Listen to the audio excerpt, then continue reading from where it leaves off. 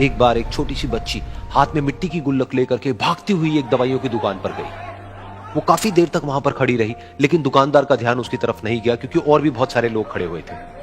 उसने दुकानदार को कई बार बुलाया, लेकिन वहां पर भीड़ इतनी थी कि दुकानदार का ध्यान उसकी तरफ गया ही नहीं।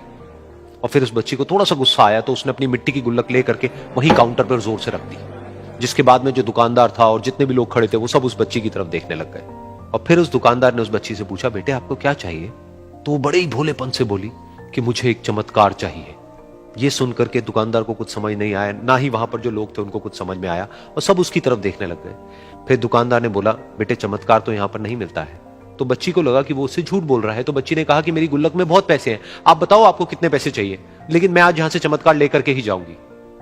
तो वहीं काउंटर पे एक और आदमी खड़ा था, उसने उस बच्ची से पूछा कि बेटे क्यों चाहिए तुमको चमत्कार? तब उस बच्ची ने अपनी कहानी बताई कि अभी कुछ दिन पहले मेरे भाई के सर में बहुत तेज दर्द हुआ, तो मेरे पापा मम्मी उसको हॉस्पिटल ले गए। उसके बाद कई दिन तक मेरा भाई घर नहीं आया। तो मैंने कई बार अपने पापा से पूछा, लेकिन उन्होंने मुझे कुछ नहीं बताया। उन्होंने बार बार यही कहा कि वो आ जाएगा, वो कल आ जाएगा, वो कल आ जाएगा, लेकिन वो आ ही नहीं रहा था। तो मैंने देखा कि मम्मी रो रही है, और पापा मम्मी को कह रहे थे कि उसकी दवाइयों के लिए और उसके इलाज के लिए जितने पैसे चाहिए उतने मेरे पास में नहीं है, अब उसको कोई चमत्कार ही बचा सकता है। तब मुझे लगा कि अगर मेरे पापा के पास में इतने पैसे नहीं भी हैं तो क्या हुआ, मेरे पास में तो है। तो मैंने जितने भी पैसे जोड़ रखे हैं वो सारे लेकर के मैं इस दवाई की दुकान पर आई। फिर उस आदमी ने उस बच्ची से पूछा, कितने पैसे हैं तुम्हारे पास में? ये सुनते ही उस बच्ची ने अपनी गुल्लक उठाई, जमीन पर फेंकी और तोड़ दी, और पैसे गिनने लग गई। बाकी सब लोग खड़े होकर के उसको देख रहे थे। थोड़ी देर बाद उसने सारे पैसे अपने हाथ में इकट्ठे किए और बोली, मेरे पास में पूरे 19 रुपए हैं।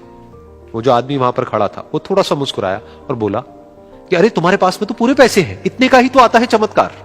ये सुनकर के वो बच्ची बहुत खुश हो गई और बोली कि चलो मैं आपको अपने पापा से मिलवाती हूं। बाद में पता लगा कि वो आदमी कोई आम आदमी नहीं था, बल्कि एक बहुत बड़ा न्यूरोसर्जन था, और उसने सिर्फ 19 रुपए में उसके भाई की सर्जरी करी, और कुछ ही दिन बाद वो ठीक होकर के घर वापस आ गया। फिर कुछ दिन बाद वो बच्ची, उसका भाई, उसके पापा, उसकी मम्मी चारों एक साथ बैठे हुए थे और बात कर रहे थे। तो उसकी मम्मी ने उसके पापा से पूछा कि अब तो बता दो ये चमत्कार आपने किया कैसे? तो उन्होंने अपनी बेटी की तरफ देखा और बोले, ये चमत्कार मैंने नहीं, इसने किया है।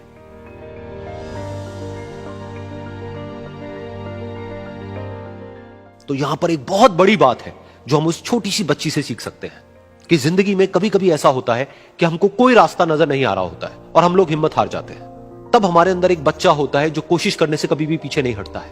वो हार मानने को तैयार नहीं होता है क्योंकि उसको ना शब्द समझ नहीं आता है। वो बच्चा जिसके लिए कुछ भी नामुमकिन नहीं है, क्योंकि वो हर हाल में कोशिश करता ही रहता है।